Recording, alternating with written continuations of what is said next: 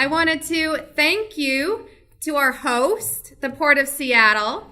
Thank you to our event sponsors, Crane Photography, Andrew Crane, if you want to wave. He's busy taking photos right now. Thank you so much to Andrew. And also, thanks to South King Media. We are now broadcasting live through Facebook Live. Hello to everybody who's watching at home or at their cubicle at work. Really appreciate you taking the time to be with us here in person today, and also to take the time to watch in the comfort of your home or office. Thank you.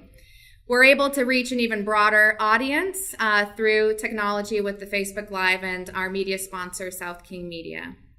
Thank you also, of course, to our members. Your dedication and support ensures that we are able to provide opportunities such as this for our community. Thank you. As a lifelong resident of this community, some of my most important life experiences have actually happened at this airport. Some of the most important hellos, bittersweet goodbyes. I think that we saw a lot of them as we made our way here through the parking garage and through baggage claim. This airport connects us to each other and our community to the world, just as our chamber connects businesses to services, resources, and our community. The Port of Seattle, like the Chamber, is in the business of connecting people and commerce. How appropriate is it then that we enjoy our August luncheon here today with all of you? Thank you so much to the Port of Seattle for hosting, and thank you all so much for being here this afternoon. I hope that you are enjoying your lunch. If you were lucky enough to secure a spot on our tour, I will be giving a little bit more information on that towards the end of the program today. Just want to say, don't wander off too far at the end of the luncheon, because I do have some important information about that to relay later. So now, as has been the tradition here at our chamber since our inception, I hope you will stand and please join me in the Pledge of Allegiance. I pledge allegiance to the flag of the United States of America and to the republic for which it stands, one nation, under God, indivisible, with liberty and justice for all. Thank you all so very much. I also want to recognize a few dignitaries that are here in our audience today. We certainly value the support of our elected officials and our engagement with the business community. If you could just take a moment to stand or wave. We have from the City of Seatac, Mayor Michael Siefkes, Deputy Mayor Pam Fernald, Councilmember Tony Anderson, Councilmember Catherine Campbell, and Councilmember Peter Kwan. Thank you, City of Seatac.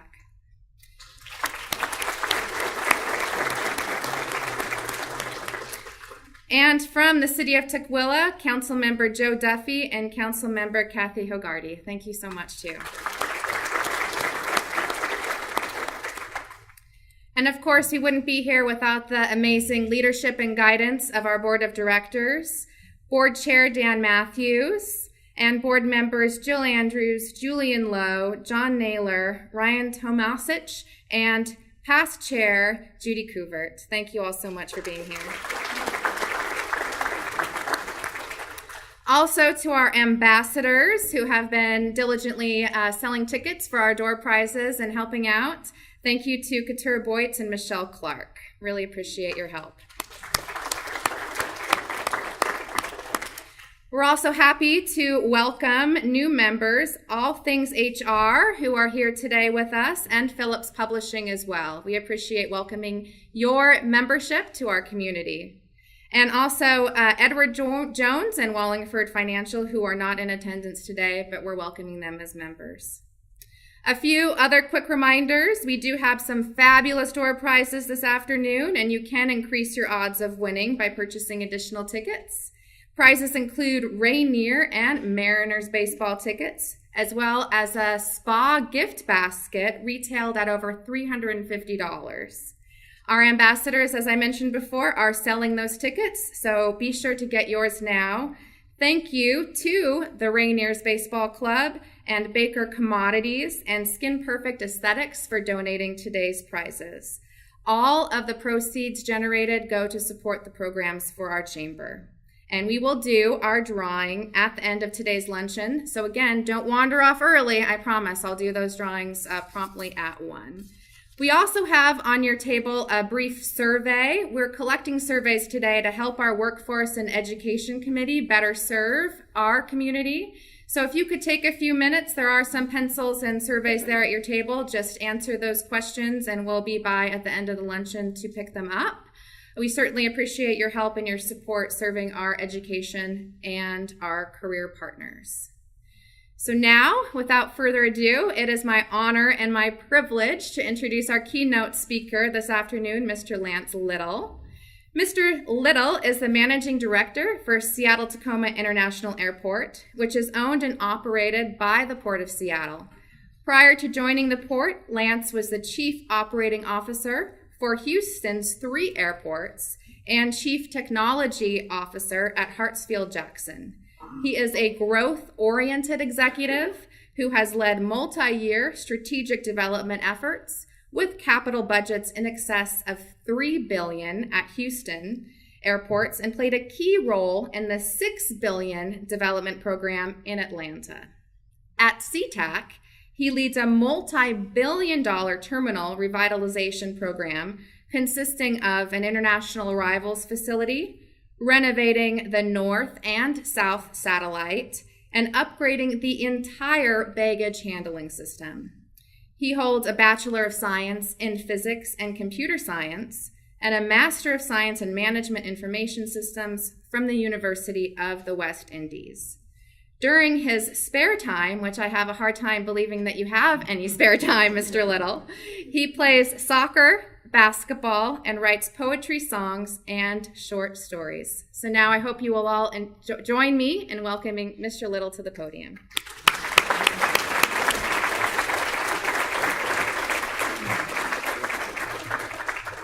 Good afternoon, everyone. Good afternoon, everyone. Yay! Thank you. Lance Lyttle, managing director here, but I've been here a year and a half. I wanted to acknowledge Dave Seike, the executive director, interim executive director for the port. Where did Dave disappear? Where did Dave disappear to? He went to go be with the interns. Okay, well, let him know. Okay, when he comes back in, I'll acknowledge him. So, glad to have you guys here. Hope you enjoyed the tour after. I'm just gonna, a few things. I'm gonna just give you an outline of the presentation I'm gonna be doing today. Talk about some of the stuff we're doing that's focused primarily on the local communities around the airport. I'm gonna also give you an overview of what's happening at the airport, how fast we've been growing, the economic impact the airport has on the region. Also gonna talk about the promise or the level of service that we're trying to provide to our customers here at the airport and some of the investment that we're making in order to meet those commitments. The airport, many of you might know, we've been the fastest growing airport in the USA for the last 3 years. 8% growth last year, 12.9% growth the year before, 7.7% growth the year before that. And that's a good thing for the airport's growth, because it kind of reflects the economic vitality of the region. However, with growth comes certain impacts, and a lot of these impacts are felt primarily by the surrounding communities, whether it's noise, or it's pollution, or it's additional traffic on the roadways. And we're aware of this, we're very conscious of this, and we try to do a lot of things to mitigate or eliminate some of these impacts. And some of these we don't talk about a whole lot, so a lot of people are not aware of some of the things we're doing, and we get beat up a lot of time at the community meetings. I'm not looking at anybody in particular. but there are lots of things, right there? But there are lots of things that we're doing, lots of things that we're doing in order to mitigate this. And I just want to spend a few minutes just to talk about some of the things that we're doing to mitigate the impact. There's lots of growth taking place, lots of development. I think just in Seatac alone, you're going to be opening like 9 hotels under development. So we are working with the city of Burien as an example, and a developer called Panatoni to develop an industrial warehouse facility just to the north of the airport. We're also working very closely with the city of Des Moines and Panatoni. We're working on a business park there as well.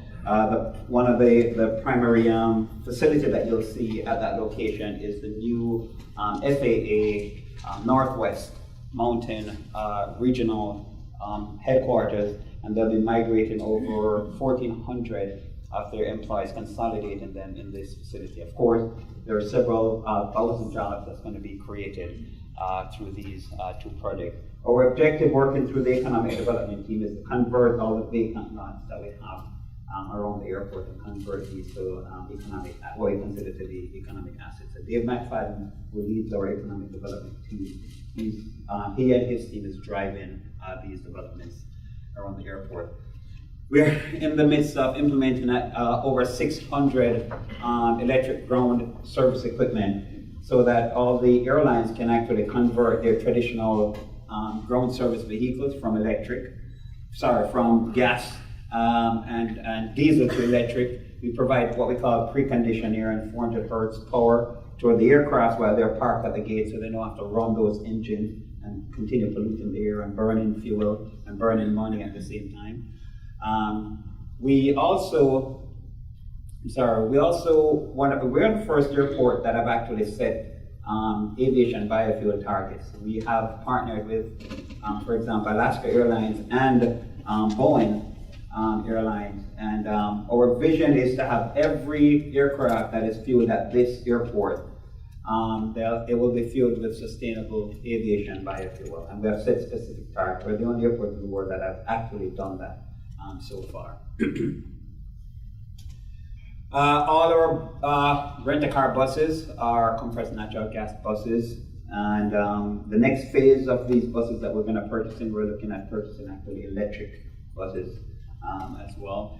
All our taxis are required to meet a 45 mile per gallon target, and our TNCs, Uber, Lyft, these that operate at the airport, they're also required to meet that 45 mpg equivalency as well. We have over 48 electric charging stations at the airport. That's the most of any airport in North America, right? And many people, who knew that? No one. Okay, so we need to get some credit. So when you beat us up, you must also talk about that. I'm picking at Jeff today. So. We have recycling and composting bins all over the airport. Our concessionaires are required to do recycling and composting. It's required per the contracts we're putting in. We have water refill stations throughout the airport, so you don't have to purchase water. You can just refill your containers at the airport. Each year, we donate approximately 45,000 unopened fresh meals to the local food banks, right? And this is very important to us because otherwise you'd have to dump these things. So very important to us. Stormwater management, another thing that is very important to us. We have a lot of impervious surface here at the airport, and so stormwater treatment is really important to us. Through a system of retention ponds, pipes, and a treatment facility that we have at the airport, we capture the water at the airport and we remove the contaminants before we release it into the creeks and eventually to the creek zone. This is very important to me in particular because I think this is probably one of the only airports that I'm aware of where we actually own, the staff at the airport actually own, operate, and maintain the treatment facility that does it. I'm not sure of any other airport that would do this with their internal staff. So really very proud of that and very proud of the team that's here at the airport. We have created over 112 acres of wetlands, and we have planted over 350,000 native trees and shrubs. Our bee population is on the decline in this region, and so we're doing everything that we can to maintain that. We have over 500,000 honeybee. I hear the flavor that they produce is called jet fuel. That somebody said the other day. And we relocate over 100 raptors each year. We relocate them to Skagit County Raptor Center, where they're grown to adulthood, tagged, and released. And I love that Taekwondo pose right there. That's a classic shot right there. So, workforce development, very, very important to us. This year we're hosting right now actually over 120 interns. Which is 3 times the amount we did 2 years ago. In fact, this presentation that you're looking at, a substantial amount of it was done by one of our interns. Ronnie, stand up and say hi real quick. So we partner with the Highline Public School to make sure interns are aware of all the career opportunities that exist at the airport. We have interns working in 41 different departments here at the airport and throughout the port. We have our airport jobs. Here at the airport, where they match job seekers with actual jobs at the airport, help them with resume writing, interview techniques, etc. And we partner with Highline College and Southside College to actually bring college classes to the airport, on-site to the airport. So we literally convert the airport itself to a college facility. So lots of things that we're doing because we think workforce development is also very important to us here. So again, when we are aware of the impacts that we have on the community, we're aware of, and a lot of it is negative, the noise, the pollution, the traffic, etc. But as you can see, there's lots of things that we're also doing to try to mitigate that impact, and sometimes we just don't talk enough about it. I'm gonna just give an overview of the airport, but let me get you oriented just real quickly. We're in this building right here, roughly. This is A concourse, B concourse, C concourse, D concourse. Remember these 2 facilities because I'm going to speak about them a little bit. This is our North Satellite facility, which is 1970s facilities, old and outdated, and we're renovating it. We're going to be adding a portion to it here, and we're going to be renovating the existing structure here. We're also going to be building a new international arrival facility. I'm going to be talking about it as well, but I just want you to see where it's going to be. Basically, it's going to be in this area right here, right? And then this is our South Satellite facility, also another old facility built in the 1970s. That's where the international arrival takes place right now. And there's going to be a bridge that's going from this facility, from the South Satellite facility, over into the new international arrival facility. Just wanted to get you oriented, so when I show you those slides, you have some idea of what we're talking about. All right, so we have been, as I said, the fastest growing airport. We moved from 13 busiest to 9th busiest in just 1 year. We passed Miami, Charlotte, Phoenix, and Georgia Intercontinental in just 1 year. So last year we did 45.7 million passengers through this small airport here. International traffic has grown tremendously as well. We saw 11.1% increase in international traffic here at the airport. And in addition to passenger traffic, our cargo traffic has grown tremendously as well. We saw a 10% increase in our cargo traffic up to 366 metric tons of cargo last year. So again, the facility has been just growing tremendously in all areas. Okay, economic impact. We are a major economic, we have a major economic impact in the region. Over 170,000 jobs, over 6 billion in personal income, and over 16 billion in business revenues generated by this year. Also 565 million in state and local taxes. How does this happen? It happens through all the activities that take place at the airport, whether it's in construction, and airports are typically always under construction, right? So there are lots of jobs created from construction. There are jobs that are also created from the airlines activities, whether it's in the ticket counter area, or whether it's in the airfield, or whether it's in the mechanics, etc. There are jobs that are created, lots of jobs created by the airline's operation, or ground transportation as well. Creates a whole lot of shuttle bus operators. I mentioned earlier about the TNCs, Uber, Lyttle, been growing tremendously, lots of jobs created there.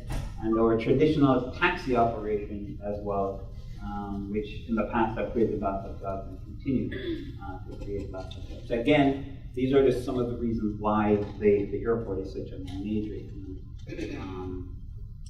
impact. Our ADR, Airport Dining and Retail program, also creates lots of high quality jobs, both in food and beverage and retail services as well at the airport.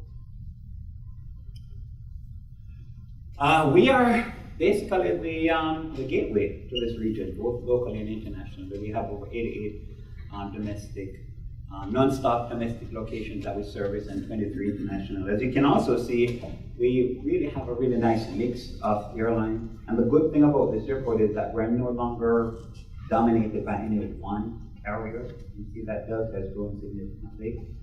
Any Alaska folks in the audience? Okay, good. But anyway, no. But it's good healthy competition at the airport, and it provides more choices. In addition to Alaska Delta, we have Southwest, United, American, we have Spirit, Frontier, and a plethora of international carriers.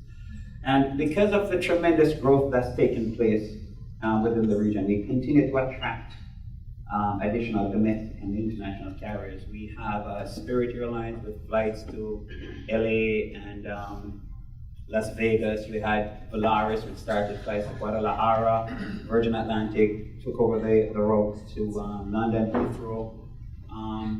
Xiamen Airlines, that was a big one for us. This was the first time they were flying outside of China, and they chose Seattle to fly to. So they have direct flights from Seattle to Shenzhen, and then from Shenzhen on to Xiamen.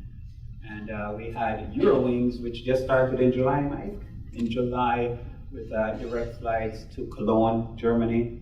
And we're going to have Norwegian Airlines that starting, I think, in September of this year, direct flights to Gatwick. And then Air Mexico is going to start in November with direct flights to Mexico City. Again, we just keep attracting these airlines, again, because of the tremendous growth that's taking place within the region. All right. I'm going to pause here for a sec because I'm going to talk about the level of service that we're trying to provide to our customers. Many times we are compared with airports in Asia and airports in Europe, and you'll see the best airports in the world, right? The top 10 airports in the world. Most of the time you see no US airports in there. Asian, Middle East airports, some of the European airports. And that's because those airports were specifically designed to provide a certain level of service. Level of service is what we call A, B, or what we consider to be over-designed, right? Most airports in the US are designed for a level of service C, or what we call optimal, meaning you have enough space and it's comfortable, but it's not a Taj Mahal, right? We can't afford Taj Mahal like some of these other airports. And then you have level of service D and E, which you really don't want to be at. Right? So when we're comparing airports, we want to make sure we're comparing apples to apples. So level of service C or optimal is what we're actually trying to provide at our airport. And so how do we do this? Right? Well, through various different programs. One that's very important to us is our food and beverage program. We try to make sure we have a nice mix of local, regional, but also international options at the airport. In addition to food and beverage, retail is also very important. And we try to do the same thing, make sure we have that mix of local, regional, and international options. I think we have one of the best performing arts program at any airport in the United States. Very important to us as well. And in addition to our performing arts, the visual arts is also very important to us to ensure that we create that sense of place when we have visitors. We're literally and figuratively the front door to the region, and many people coming through this airport for the first time, it's their first time they're visiting the city, the region, the country, and we only have one opportunity to make that first impression. And so we do everything within our power to make sure that that first impression is a very positive one. Okay, mention dining and retail. You'll see some, in a few months from now, you'll see our central terminal area, which is kind of like the showpiece of the airport right now. It will not look so showpiece in a few months because we're going to be going through a major renovation program. right? We're going to be upgrading all the concessions in that space, both on the north side where you have Anthony's and on the south side where you have Wendy's and Mackey as well. And so we're going to be doing it in 2 phases, right? We're going to be renovating the south side first. We don't have enough space to put concessions everywhere, so we have to go vertical, right? So we're going to put vertical, we're going to put elevators in, and we're going to be adding restaurants up at the mezzanine level. Really nice restaurants, sit-down restaurant up there. And you'll have really nice views of the, of course, downstairs, and really nice views of the airfield and the mountain ranges. So it's going to be a really nice facility. Currently we have 86 dining and retail choices. Once the program is done, we'll expand that or increase that to 135 choices that we'll have at the airport. So lots of expansion to come in the dining and retail area. Once we've finished the south side, then we'll actually do the same thing on the north side where Anthony is. So we'll do the entire renovation there, vertical circulation, restaurants at the top, and so the entire area will be built up. Okay, some of the things we're investing. Remember I showed you that facility on the north side of the airport, the north side, was built in this, like 70-something? 72. Mike and I were here at the time. Just kidding. It was built in 1972 and it's outdated now, and so we're renovating it, right? And it's exclusively occupied by Alaska Airlines. So we're going to be expanding that facility approximately 240 feet. We're going to add over 200,000 square feet to that facility. It's going to have new we call it the boardroom, which is the Alaska lounges. In those lounges, you'll have really spectacular views again of the mountain ranges. You'll see lots of glass, lots of natural light coming into that facility. The space within that facility will be expanding. The space in there for dining and retail. We're going to add 8 additional gates. We're going to go from 12 gates to 20 gates. With this facility, we're going to increase the dining and retail space from 19,000 square feet to 46,000 square feet. We're going to have new restrooms, new boardroom areas, again, high ceiling, light. And as we build, we try to build sustainably. So this building is going to be designed to meet LEED Silver certification. Okay, so that's our North Satellite facility. It's scheduled to be, first, it's going to be built in 2 phases. Phase 1 is going to be completed in 2019, and then phase 2 is going to be completed in 2021. As I mentioned earlier, our international traffic has been growing tremendously as well. Last year we had 11.1% growth. The existing facility that we have right now was designed to accommodate 1,200 passengers an hour. We easily do up to 1,900 an hour during peak. This new facility that we're designing and building is going to be designed to accommodate 2,600 passengers. Let me get you oriented again. This is where the construction is taking place right now. This is the light rail station here. And so this is the old, or the existing South Satellite facility. We're going to be building this new international arrival facility here. There's going to be this bridge coming across from the South Satellite into the new international arrival facility, just to get you oriented. So again, this facility, high ceilings, lots of glass, natural light coming in, because you know we need as much light as we can here in this region. There's going to be an iconic bridge. It will be 85 feet high, and it will span 900 feet across the taxiway. And actually put a jumbo jet under it. There'll be moving sidewalks, 85 feet high. There will be escalators that take you up to this bridge.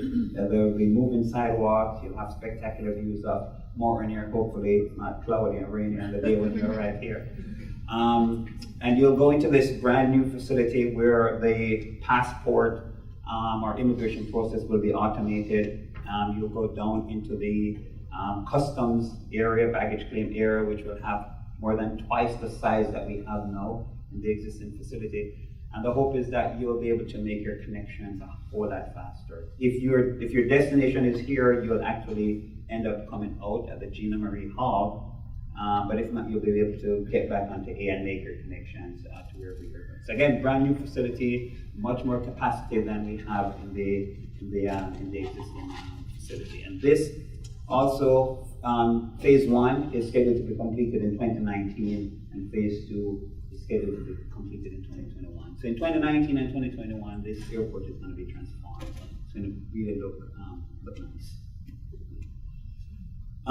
So those are really like the short-term projects, and those projects were really are really designed not to keep pace with the growth that's coming. They're actually being built to keep pace with the growth that took place several years ago. We're really behind the curve, so we should have had these facilities in place a long time ago. But what about the next 10, 20 years? What's going to happen? The forecast that we have is that by 2034, we'll be at 66 million passengers. We're at 45 million passengers now. That's an unconstrained forecast, right? That's with no constraint. However, we have lots of constraints. We have airfield constraints, we have financial constraints, we have airspace constraints, right? But without those constraints, we would get to 66 million passengers. And so we have to, look at building the facilities. One of the key for us is gates. We just do not have enough gates to keep pace with the growth right now and the growth that's taking place. During peak, if you come to this airport, you basically don't have enough gates to serve all the airline passengers. So basically we'll be looking at, as part of our sustainable airport master plan, we'll be looking at all the facilities, the roadways, the additional gates, cargo facilities that we need to keep pace with this tremendous growth that's taking place within the region. So that concludes my presentation, but again, I just want to highlight that we understand the impact that the growth of this airport has. We're trying to balance keeping pace with this growth so we don't become the bottleneck to the region. But we also understand there's impact, especially on the neighboring community around the airport. We're trying very hard to work as close as possible with the neighboring communities to ensure that, again, we do everything possible to mitigate this impact. So thank you for coming out today. If you have any questions, I have a hundred of people in here that can answer them. They're scattered all over. Yes, great. Thank you, Mr. Lyttle.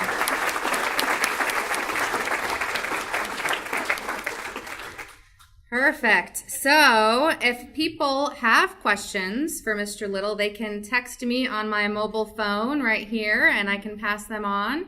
My number is 206-683-4585. Again, that number, 206-683-4585. If you're also watching at home, you can still text us. Again, 206-683-4585. Standard text messaging fees may apply. And they're coming in. So first question. Why has the airport gotten so busy? Do you incentivize new flights, or is it reflecting regional growth? Yes and yes. So, I tell folks, when I was interviewing for this job, I was asked if I was interested. The first thing I actually looked at was not the actual airport, what was happening at the airport. The first thing I looked at was what was happening in the region. Region is what determines if an airport will grow or not. Region is what will determine if you can attract new air services or not. It's what's happening within the region. So it's a growth, it's a tremendous growth that's taking place within this region that's actually driving the growth at the airport. It's ironic, but I'll tell you, the airport does not create a single passenger. Right? The airlines don't create a single passenger. Airlines move people. It's actually the growth and the development that's taking place in the cities in the region and the towns that have businesses, right, and family and friends. That's where passengers come from, right? So basically, we just have the facility that hosts the airlines, right, in order to accommodate the need for this travel. So it's really the growth that's taking place in the region. Now, whether the other question was if we provide incentives to airlines, yes, we do, because we also compete, right, with other airports. There's Vancouver, there's in the Northwest, and we compete with them. There are airlines sometimes making a decision that they're going to fly into North America. Right? Are they going to fly into Vancouver, or are they going to fly into LA, or are they going to fly into our airport here? So we provide incentives, so we try to get them to fly here. And one of the reasons is for example, an international airlines coming into this airport, you understand rough idea of what the economic impact is for one flight annually coming in from Europe or Asia? 500,000. 500,000. Anybody else want to guess? Approximately $100 million. Ah, so strong. Looking at all the jobs created, right? Somebody has to clean that airplane, service after that airplane, you provide security after the airplane, right? You have the staff, right, that has to provide the service. There's many jobs. You have mechanics that have to maintain that airplane. There are hundreds of jobs that's just created by one flight coming in. And that's why you see cities and airports fight so hard to get these new air service. In addition, of course, you have competition, so you have more options for business and leisure travel coming in out of the region. Great. Perfect. So it's yes and yes. Perfect. And next question, what's up next for the Sustainable Airport Master Plan? So next steps. Yes. So as I mentioned earlier, the forecast is that we'll get to 66 million passengers in 2034, but that's unconstrained, right? So what I've asked the team to do is to look at the constraints that we know of. So we have airfield constraints, we have airspace constraints, we have financial. We might like something, but we just can't afford it.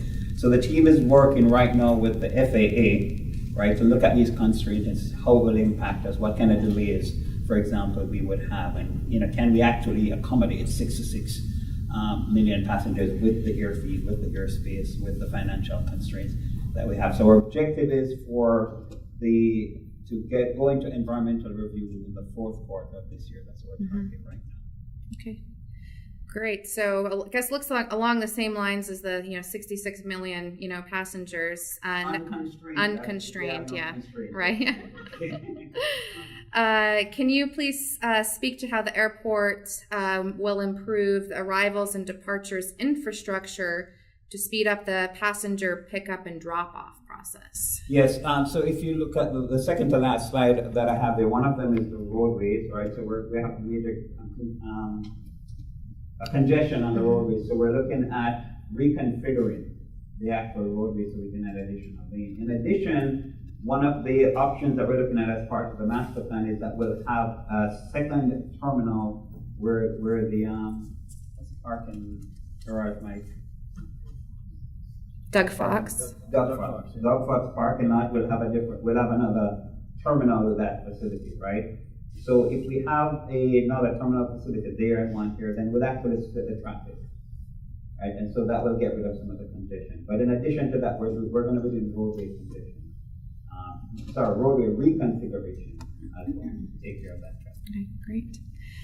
Next question, issues with 518, getting in and out of the airport and connecting to the freeways. Yes, that's my pet peeve. Is WashDOT here? Yeah, so I don't know. have to work, but that's one of the things I've tasked the master plan team to do is we have, even though it's not our responsibility to get it done, we have to engage WashDOT and any other entity, because even if you try to get out of this airport at certain times during peak right now, you have a serious problem getting out. So can you imagine 5-10 years it's going to get even worse? And I keep driving and looking and like, where can we get an additional lane?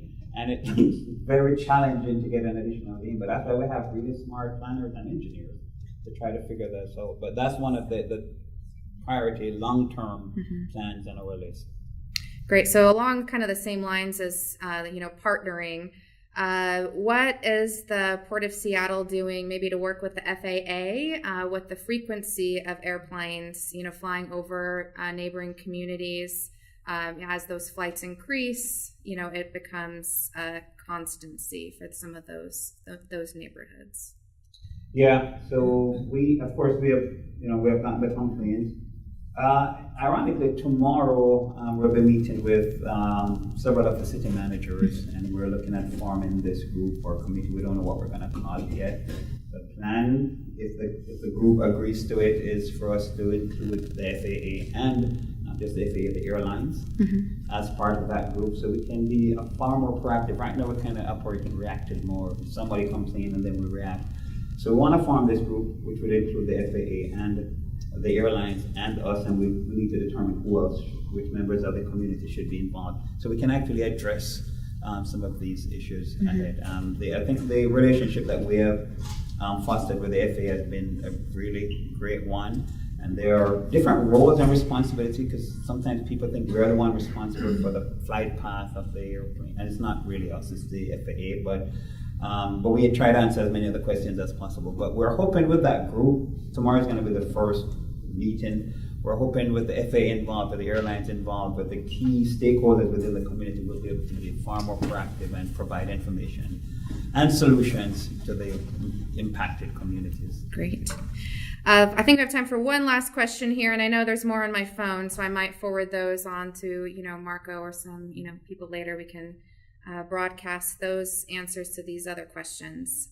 This question has to deal with the cruise industry, as we also know is, really big here in the Puget Sound. Is there any cooperation with the handling of luggage, specifically working, with the cruise industry? Yes, we actually just started a, what do we call it, Port Valet program. So if you're coming in on the cruise, rather than have all your luggage, you can get off, get on the shuttle bus and head to the airport. We have a valet service right now where you can actually get your boarding pass while you're on the ship. Somebody actually takes your baggage from you, and you don't see that baggage. It goes delivered to the airport, it goes in an airplane, and it gets to your destination. So when that happens, right, you're free. You can go into the cities, right, and you can explore, and you can spend more money before you actually come to the airport and leave for your destination. So you can see more of the region and spend more money in your city. So we've just started that program, and so far it's been very successful. Perfect. Great. Thank you so much, Mr. Lyttle. I Thank really you. appreciate Thank it. you. Thank you.